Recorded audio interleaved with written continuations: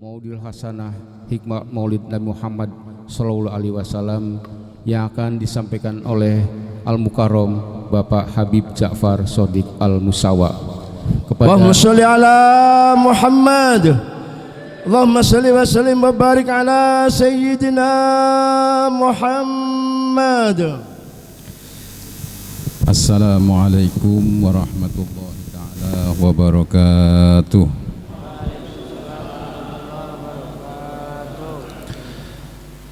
Bismillahirrahmanirrahim. Alhamdulillahi rabbil alamin, wabihi nasta'inu ala umuri dunya waddin. Thumma salatu wassalamu ala imamil anbiya'i wal mursalin, Sayyidina wa habibina wa syafi'ina wa maulana Muhammadin sallallahu alaihi wasallam wa ala alihi wa ashabihi ajma'in. Amma ba'd. Pertama-tama para alim, para kiai, para ustadz yang senantiasa saya hormati, khususnya kepada Al-Mukarram Bapak Kiai Haji Amjad Al-Hafidh, juga kepada sahabat saya Al-Mukarram Ustadz Yusron. Mudah-mudahan beliau berdua diberikan sehat walafiat, panjang umur fi taatillah. Dan juga tidak lupa kepada Ketua Yayasan Masjid Al-Husna dan juga takmir, pengurus jajaran Masjid Al-Husna yang saya hormati, Bapak dan Ibu hadirin hadirat rahimakumullah. Alhamdulillah, malam ini kita bersama-sama berkumpul di masjid yang kita cintai ini untuk melaksanakan, mengikuti, mensyiarkan pengajian dalam rangka memperingati Maulid Nabi Muhammad Sallallahu Alaihi Wasallam. Mudah-mudahan semua yang hadir di sini dicatat oleh Allah Subhanahu Wa Taala sebagai orang yang mencintai Nabi Muhammad Sallallahu Alaihi Wasallam, dan kelak kita termasuk orang yang disebut oleh Rasulullah yuhsyarul mar'u ma'aman ahabu. Manusia nanti di padang mahsyar akan digiring berserta orang yang dicintai. Mudah-mudahan kita akan selalu mengikuti di belakang baginda Nabi kita Muhammad Sallallahu Alaihi Wasallam sampai masuk ke dalam surganya Allah. Amin ya Rabbal Alamin. Hadirin hadirat rahimakumullah,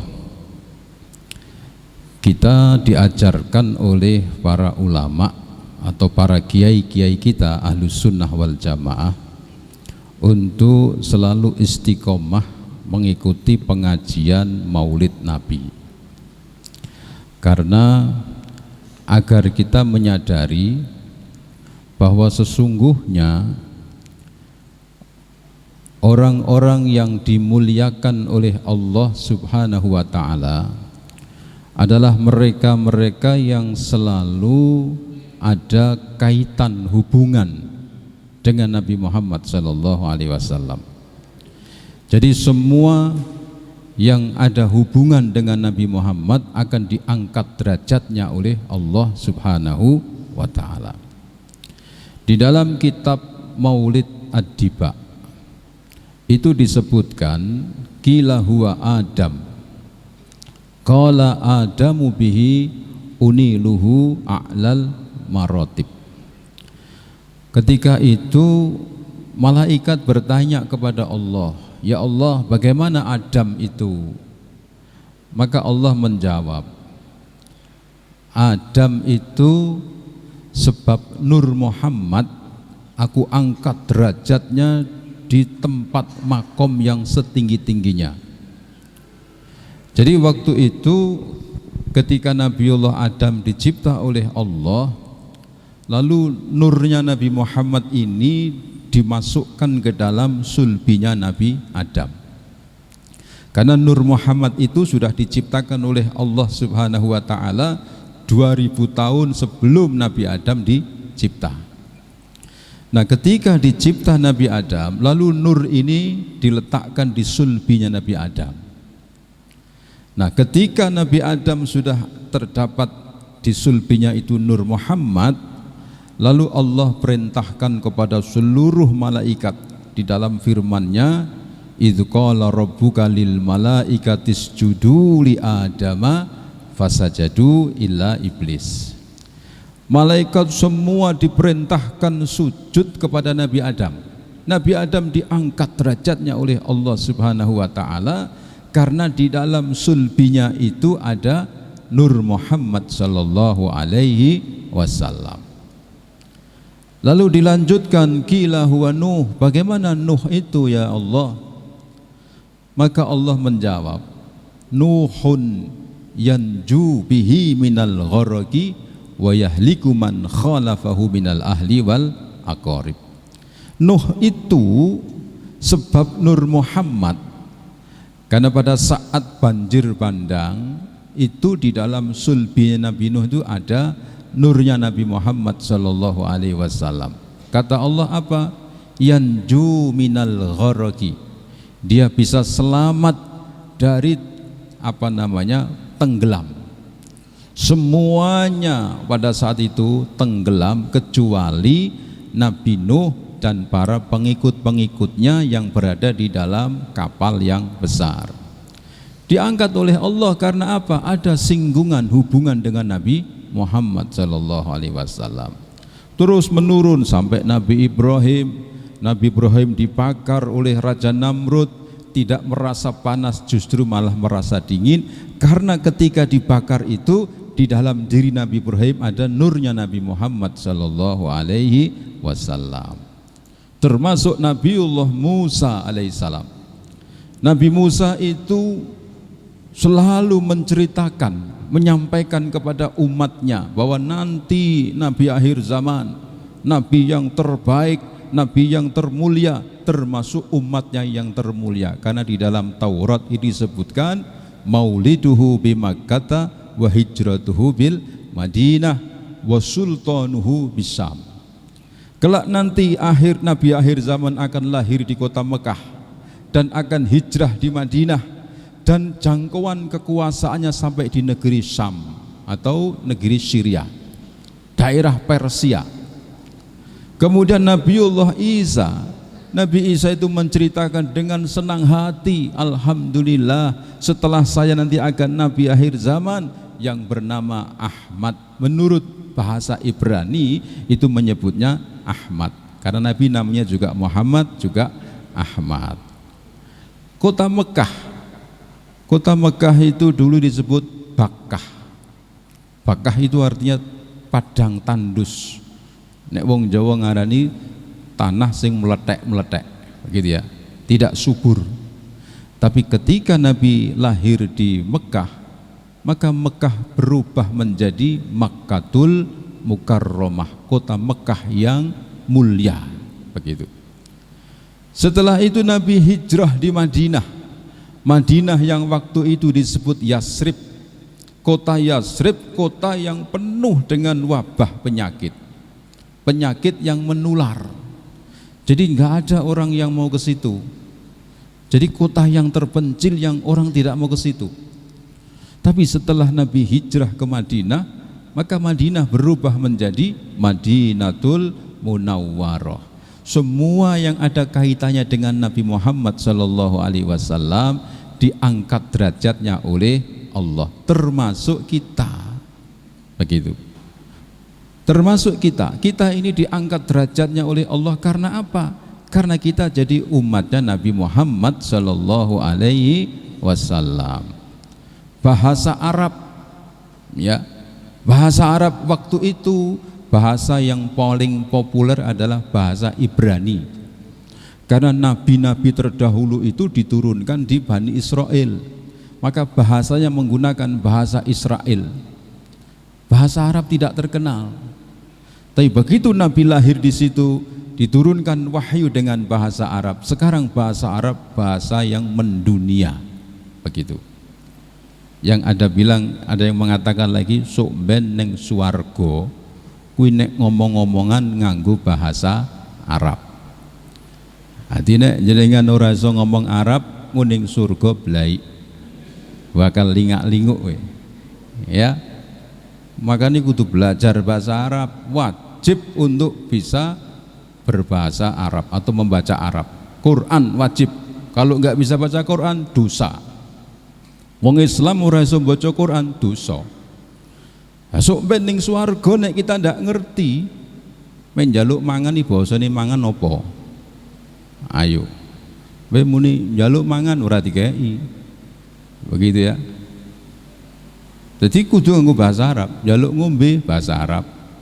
Apa nek njaluk lontong bahasa Arabnya apa? Mbuh ora ngerti lah kowe. Kepengin apel bahasa Arabnya apel apa? Jadi longok nih kono rak meneng ora dikai apa-apa. Harus dengan bahasa Arab. Begitu. Nah, itulah hadirin rahimakumullah. Maka para ulama ini mengajarkan kita agar kita ini senang dengan acara-acara Maulid ini supaya kita ini cinta dengan Nabi Muhammad sallallahu alaihi wasallam, supaya kita ini mengenal Nabi Muhammad sallallahu alaihi wasallam dan akhirnya kita ini akan mudah di dalam melaksanakan kesunahan Nabi Muhammad sallallahu alaihi wasallam. Kemudian ada yang mengatakan inda dzikris sholihin tanzilur rahmah. Jadi ketika nama orang yang soleh itu disebut, maka rahmat Allah itu turun. Ya, ketika orang menyebut asma atau nama-nama orang yang soleh, itu rahmatnya Allah diturunkan. Apalagi Nabi Muhammad sallallahu alaihi wasallam. Dulu ada cerita. Ada orang itu punya kelompok apa namanya? Dia punya kegiatan untuk minum-minuman keras. Jadi kalau apa namanya, Pak Yai Amjad punya jadwal selapanan mujahadah, Ustadz Yusron punya selapanan Maulid Nabi, tapi ini ada orang punya selapanan ngombe banyu oplosan. Ya podo, jadi ono apa namanya selapanane, ya tiap minggu paing kumpul-kumpul terus ngombe banyu oplosan. Jadi oplosan itu sudah ada zaman dulu, ya, spiritus, terus dicampur baygon sithik, kai autan, kok terakhir ciduke banyu got sithik, crit ngono kuwi. Kuwi nek diombe ngono kuwi langsung teng weruh widodari gitu ya. Nah, kebetulan salah satu bosnya ya Ustate witalai. Ustate gendo-gendo itu dia punya budak itu dikasih uang, ya kowe lunga pasar duit iki tukokno klethikan, pokoknya kabeh dintekke gawe tuku klethikan kuwi gawe surungan.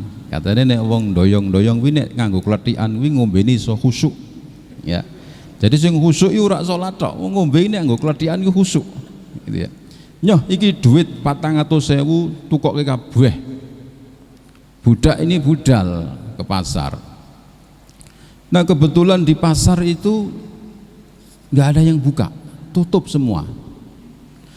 Si budak ini bingung, lho ini kok ora ono tanggal abang, ora apa kok pasar ora ono sing buka blas. Begitu. Ada orang lewat. Terus dia datangi, dia tanya, "Nyun sewu, Mas. Ki kok dengaren pasar ana sing buka enten apa?" Begitu. Jari anak tadi, "Loh, kowe ora ngerti. Iki nek minggu paing iki." Ya, aku mau minggu paing apa minggu apa?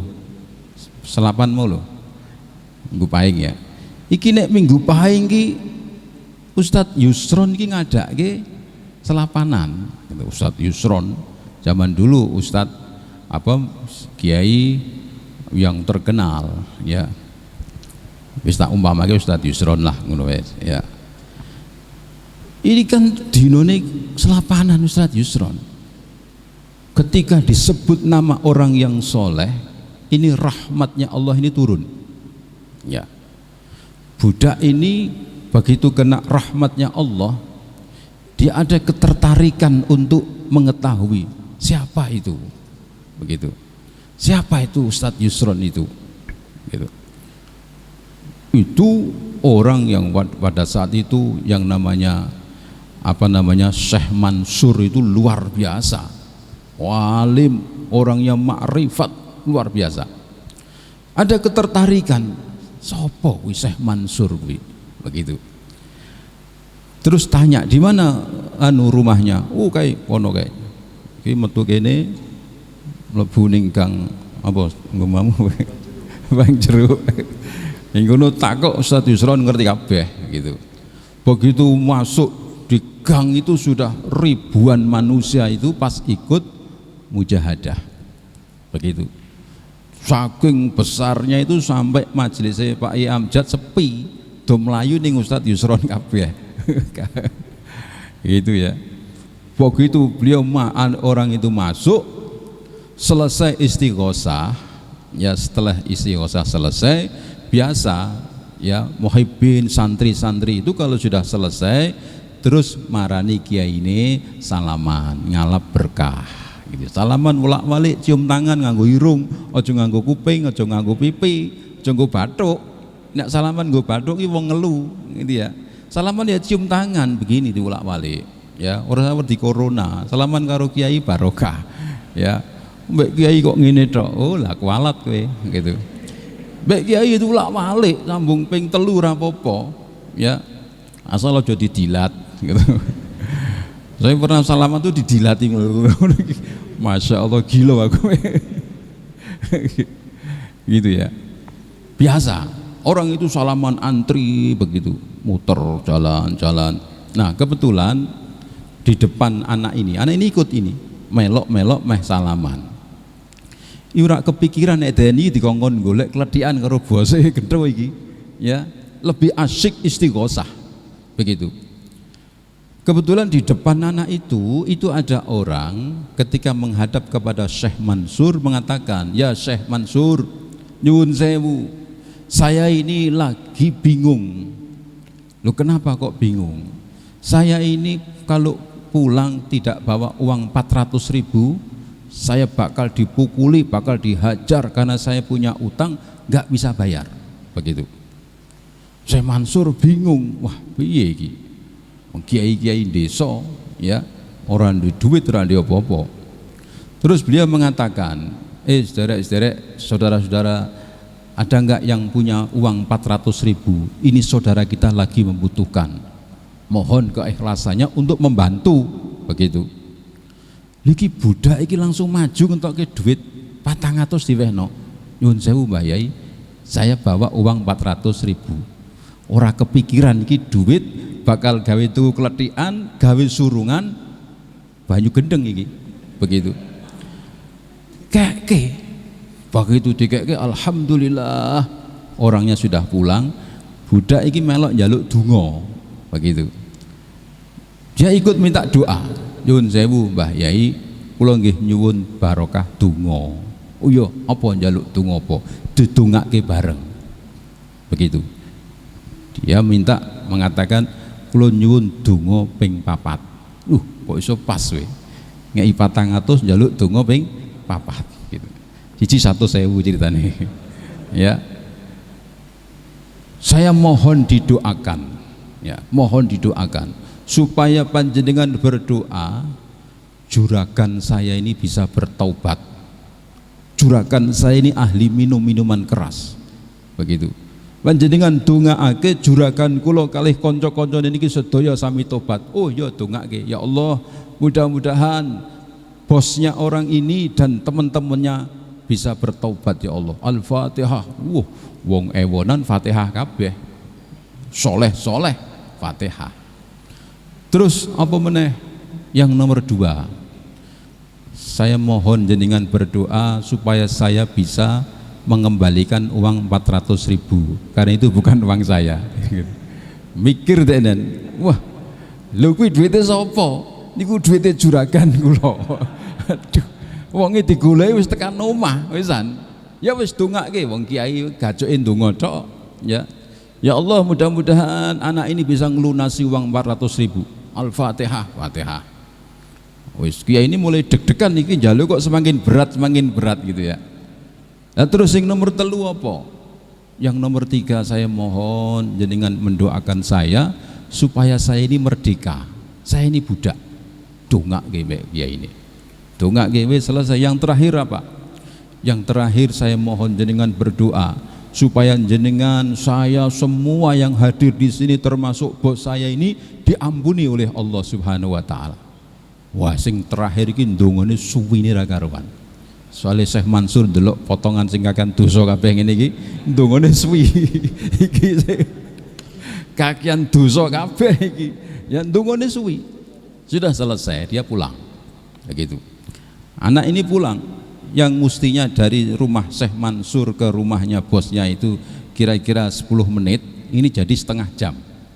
Jadi menggok rono, menggok rene, mbek mikir iki ku piye nek ditakoni jawabe apa. Itu ya. Betul, begitu sudah dekat itu bosnya sudah di depan rumah nggo pentung, mbek melangkrik ngene iki. Wah, blai iki.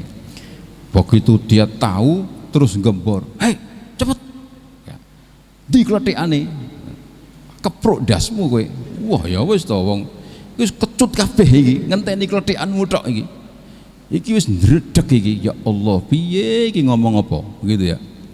Begitu sampai dia sampaikan, tadi saya di pasar itu tutup begini, sampai dia menceritakan ternyata hari itu ada mujahadah di rumahnya Syekh Mansur begitu.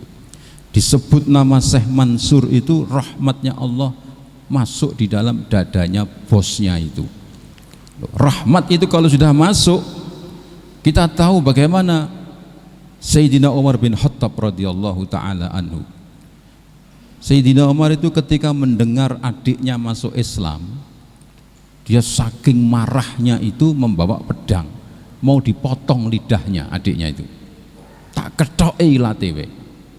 Begitu sampai di depan rumahnya, maka ada yang diperintahkan oleh Nabi untuk membaca Al-Quran yang waktu itu disebut di dalam surat Toha. Toha ma anzalna alaikal Qur'ana litashqa, dan seterusnya. Sayyidina Umar begitu kemasukan rahmatnya Allah Subhanahu wa ta'ala, dia lemes. Dia mengatakan ini bukan buatan manusia, apalagi Muhammad yang tidak bisa baca tulis, ini buatan Tuhan. Loh nek wis rahmat melebu, Masya Allah, aja meneh kok awake dhewe. Sayyidina Umar sing galak, sing ganas, sing kejem itu bisa luluh kayak orang lumpuh begitu. Bosnya ini begitu kemasukan rahmatnya Allah, dia luluh. Loh sapa kuwi Syekh Mansur kok hebat men, sampai pasar tutup piye ceritane kowe? Budake digandeng ngongkon lungguh piye ceritane? Wah rada adem ya. Tadi saya ke sana ini sampai diceritake duwite ikeke wong kuwi. Lah terus piye? Saya minta didoakan. Dongake apa? Yang pertama begini, saya minta supaya jenengan bertobat. Heh, aku didongake. Nggih. Woi, kanca-kancane diundang. Jamaah kuwi, jamaah mujahadah. Apa? Banyu gendeng itu ndang. Ndah kene ndah. Awake dhewe didongake karo Syekh Mansur kongkon tobat. Saiki tobat ya ndah. Ah wong golongan ngono siap Des, gitu ya. Ora siap Des, siap bos ngono ta. Lagi piye bos? Banyune gendeng tendang gowak got. Wah, gowak got tobat karena rahmatnya Allah. Begitu ya. Dan seterusnya sampai dia dikatakan saya didoakan bisa melunasi uang 400.000. Walah, ora usah kok pikir. Wis lunas sampai merdeka, dimerdekakan oleh bosnya itu. Nah, ini artinya apa? Ini baru Syekh Mansur yang disebut rahmatnya Allah sudah mempengaruhi orang yang akan melakukan kemaksiatan. Apalagi setiap kita membaca maulid Nabi Muhammad sallallahu alaihi wasallam, setiap kita menyebut nama kekasih Allah, maka rahmat Allah ini akan dicurahkan kepada seluruh orang-orang yang menyebut kekasih Allah Subhanahu wa ta'ala. Makanya kalau di dalam majelis-majelis maulid seperti ini, ya khususnya dari kalangan-kalangan habaib ini menekankan jangan ada yang merokok di majelis maulid ini. Jangan ada yang merokok, jangan ada yang guyon, harus semua bihuduril qalbi, harus dengan khusyuk begitu, supaya kita mendapatkan rahmatnya Allah Subhanahu wa ta'ala begitu. Jadi Bapak dan Ibu hadirin rahimakumullah, para ulama ini menggiarkan kita, ya, mensyiarkan kepada kita, mengajak kita, mendorong kita agar kita ini mengistiqomahkan majlis-majlis maulid. Di samping kita mendapatkan rahmat dari Allah Subhanahu wa ta'ala, kita ini setiap menyebut, ya, bersolawat kepada Nabi, itu Allah akan membalas 10 kali lipat. Solawat itu kalau untuk Nabi Muhammad sallallahu alaihi wasallam itu adalah rahmat. Makanya nek kiai-kiai nek mengartikan solawat itu, muga-muga Gusti Allah nambahi rahmat takdim datang Kanjeng Nabi Muhammad sallallahu alaihi wasallam, rahmat yang agung. Tapi solawat ini kalau untuk umatnya Nabi Muhammad ini berwujud maghfirah.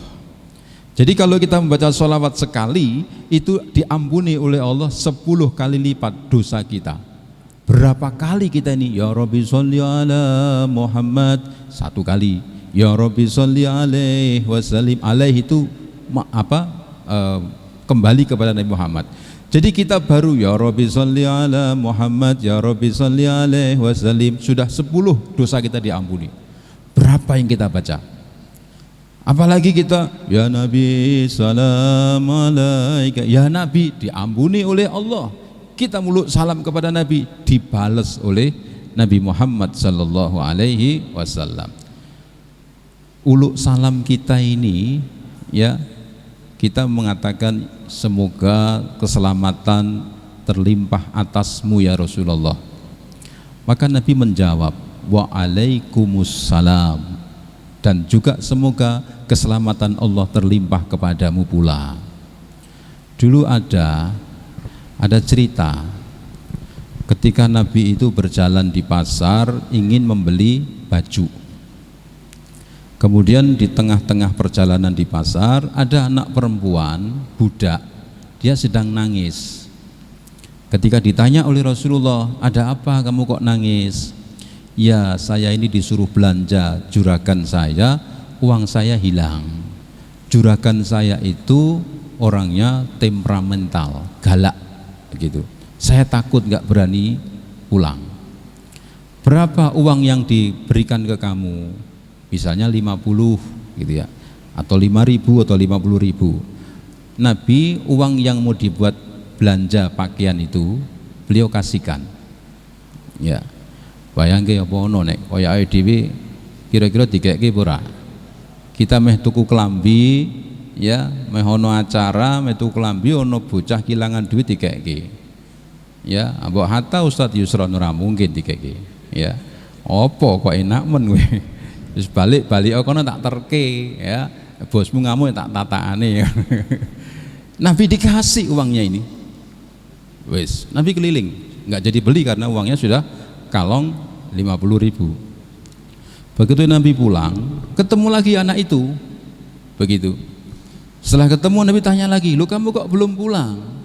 "Ya, saya takut karena saya tadi berhenti di situ terlalu lama. Biasanya kalau saya pulang terlalu lama, bos saya itu marah. Ya sudah, ayo saya antar. Di mana rumahnya bosmu?" Diantar sampai ke rumahnya, Nabi uluk salam, "Assalamualaikum." Enggak dijawab. "Assalamualaikum." Enggak dijawab lagi. Sampai 3 kali. "Assalamualaikum." Baru dari dalam, "Waalaikumsalam." Keluar dipeluk Nabi. Nabi bertanya, "Lu kenapa? Saya uluk salam kepada kamu padahal rumahmu itu kecil." Kalau orang-orang zaman dulu itu kan rumahnya kecil, nggak seperti sekarang rumahnya tembok rapet. Dulu kan bangunannya kan seperti itu. Kamu kok nggak jawab salam saya, kenapa?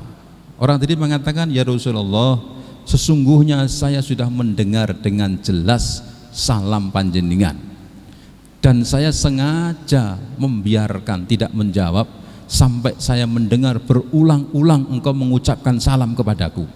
Begitu.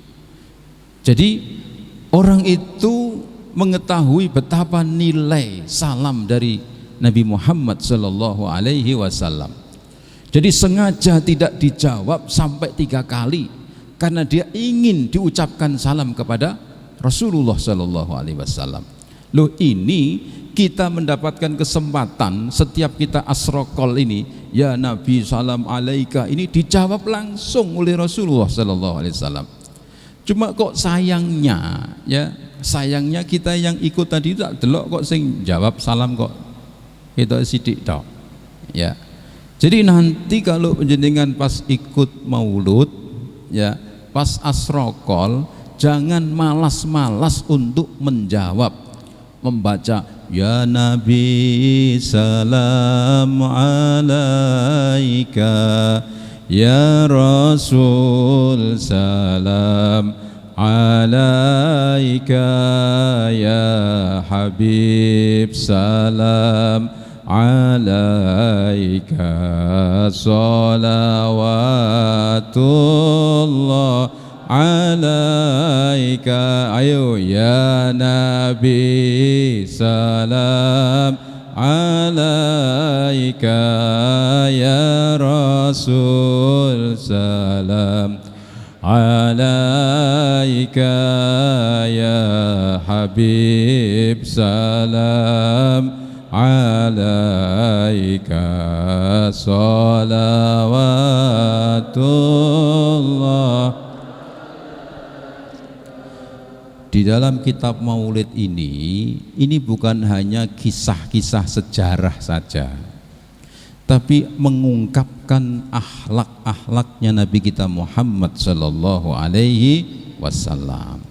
Karena Nabi itu laqad kana lakum fi Rasulillahi uswatun hasanah.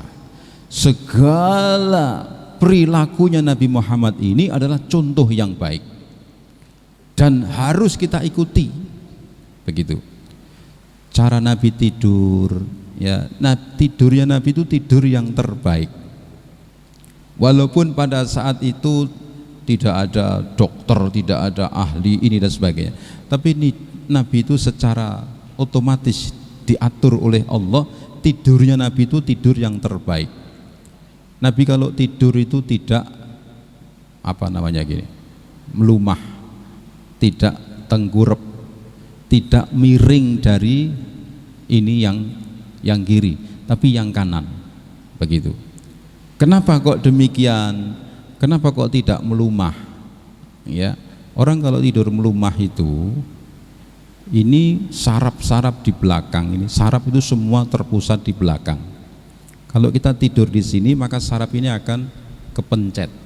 Jadi peredaran darah manusia itu di belakang ini, gitu ya. Maka Nabi tidak tidur melumah, begitu. Terus yang mau melumah, mau mangap, durono cecak bar.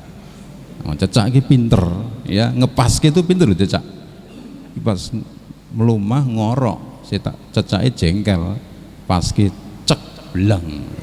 Wong turu ra sadar dilek, ngimpi mangan permen, dilek ternyata kotoran cecak.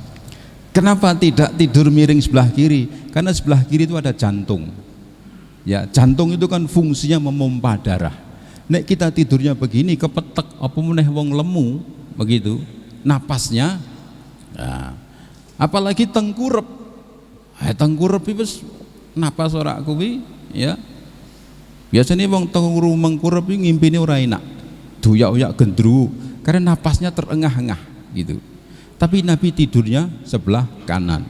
Dan sekarang boleh ditanya oleh ahli kesehatan, tidur yang terbaik adalah tidurnya Nabi Muhammad sallallahu alaihi wasallam. Nabi kalau dahar tidak pernah ditiup, begitu, sabar dinengkesik wis adem baru. Beda karo awake dhewe ya, panas dimplok gitu. Ternyata kalau ditiup itu udara dalam diri manusia itu ada kotoran. Ya, udara yang keluar itu kotor, yang masuk itu bersih. Nabi tidak pernah meniup makanan karena di dalam ini kan sampah, ini kotoran. Kalau dikeluarkan ini jadi kotor. Lawake dhewe ora. Jikuk sego disebul. Iki bakteri mlebu kabeh ning ngene sego iki. Ora sabar, ora adem-adem dimplok. Wis dimplok ijek panas, sebul meneh. Dobel ini.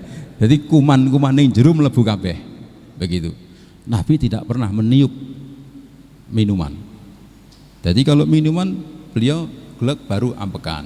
Begitu ya. Karena kalau mengeluarkan udara dari sini akan masuk lagi. Kayak orang pakai masker ini janjane ya udara kotor masuk meneh. Berarti metu ditatai mbek masker ora iso metu mlebu meneh, sedot meneh, bleng. Aku nurut WHO ya salahmu dhewe ya. Saya pakai masker ini janjane ora cocok. Tapi karena ning dalan-dalan no cegatan wedi aku. Cekel ora nggo helm apa ora nggo masker kon Indonesia Raya. Ya, ora apal kongkon nyapu. Wah, blai iki. Ora gelem nyapu kongkon push up. Nek sepi-sepi gak apa-apa, di shooting terus dilebokke, diviralke bar iki. Wah, iki Beb Ja'far ora nganggo masker Indonesia. Waduh, blai. Jadi saya sekarang pakai. Dulu awal-awal saya nggak pakai. Itu ya. Sekarang wis kadung kulino nganggo masker aku. Apa ini masjid barang ini ngomong kok koyo wong ora genah kabeh. Ya wis ngono kuwi lah. Ini mazhab WHO soalnya gitu. Nabi kalau makan ini sampai jam berapa ini? Bentar lagi ya. Ini uswatun hasanahnya Nabi. Nabi itu kalau dahar itu dikunyah sampai 32-33 kunyahan baru ditelan. Sehat begitu. Jadi mlebu ning jero kuwi gilinge kuwi wis enteng. Ya. Coba kita kalau makan dikunyah ping piro jajal? Piro? 5. Kuwi 5 nek wis sabar, nek ora sabar ping 3. Cek. Ya toh? Ping 3 dilek ning jero padet. Lah sesuk kangelan metune. Salahe sapa ya Jal? Lu Nabi itu mencontohkan baik, dikunyah ping 33. Engko nek wis lembut masuk di dalam ini ya. Jadi apa namanya? Sing jenengane empedu untuk menghancurkan makanan itu gampang. Langsung ki lewat kene. Lah nek ora dikunyah bingung. Iki durung lembut leboni meneh bleng. Bleng meneh. Masya Allah. Ya. Kita ini sudah salah kaprah. Tapi nyuwun sewu ya, kalau makan 33 ini jangan pas bareng-bareng makan nampanan. Ini mangan ning nampan bareng-bareng sak nampan wong 5 ketemu Korea ngene iki. Iki sak puluh entek. Ha iki bangsane ya langsung lep ora dilek ora dikunyah langsung lep. Iki sunah Rasul dikunyah. Delok astagfirullahaladzim. Ya. Ya nek pas ketemu ngono ya kowe melu dadi Korea ngono wae dadi lep. Ora nek entuk mangan kowe. Gitu ya. Jadi Rasul itu uswatun hasanah, la yaqulu wa la yaf'alu illa ma'rufa. Nabi itu tidak berkata dan tidak berbuat kecuali yang baik.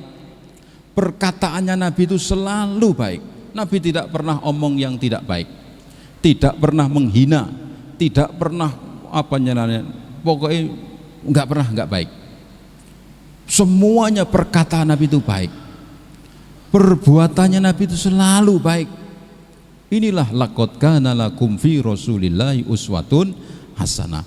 Makanya kita ini ngaji-ngaji seperti ini pentingnya supaya kita mempelajari bagaimana itu akhlaknya Nabi Muhammad Sallallahu Alaihi Wasallam. Karena apa? Orang mulia itu bukan karena ilmunya, ya.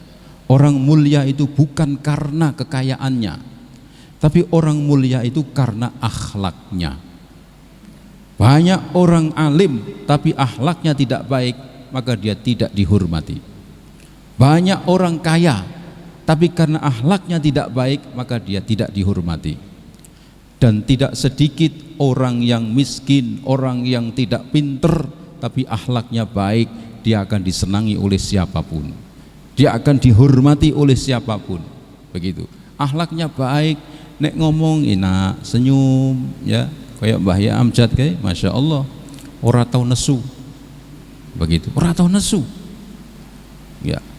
Sampai dulu itu ada orang yang dilombakan, kowe nek iso nggawe nesu apa Said Zainal Abidin, tak kei duit. Begitu.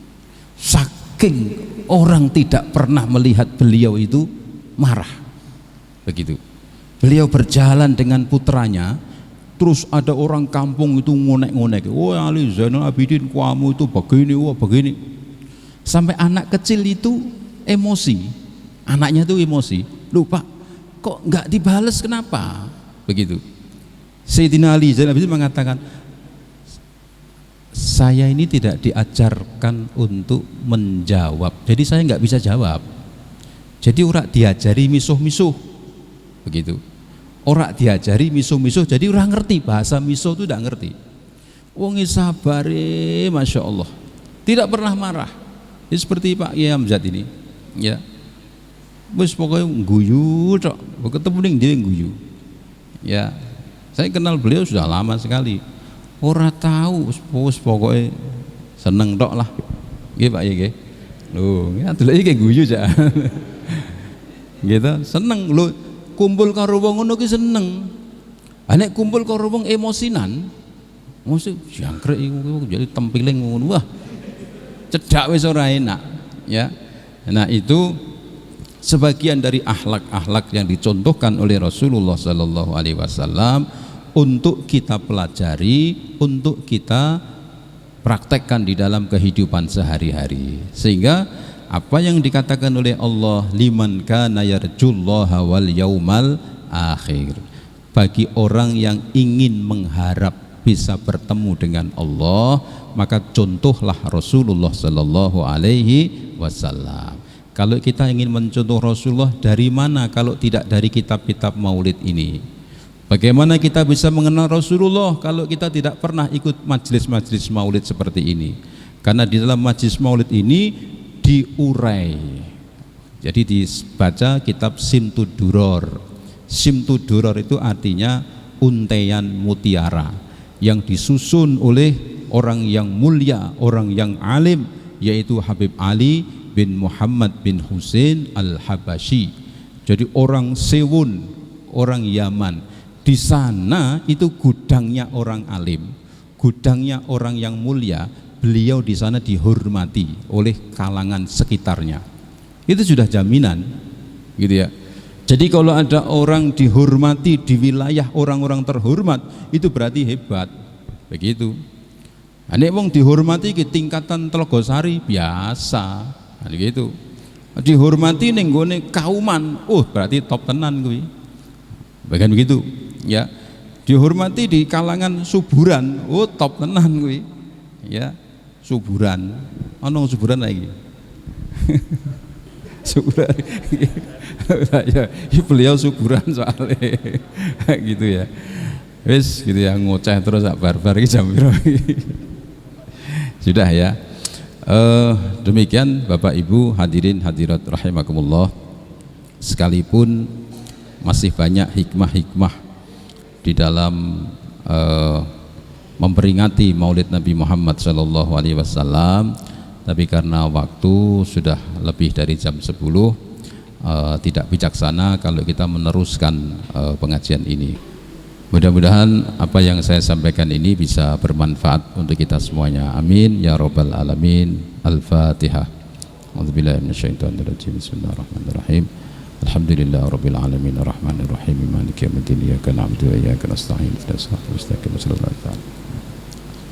Bismillahirrahmanirrahim. Allahumma ihdina fiman hadait wa afina fiman afait wa tawallana fiman tawallait wa barik lana fima atait wa qina bi rahmatika syarra ma qadait wa hasbunallahu wa ni'mal wakil ni'mal maula wa ni'man nasir wa la haula wa la quwwata illa billahil aliyyil azim.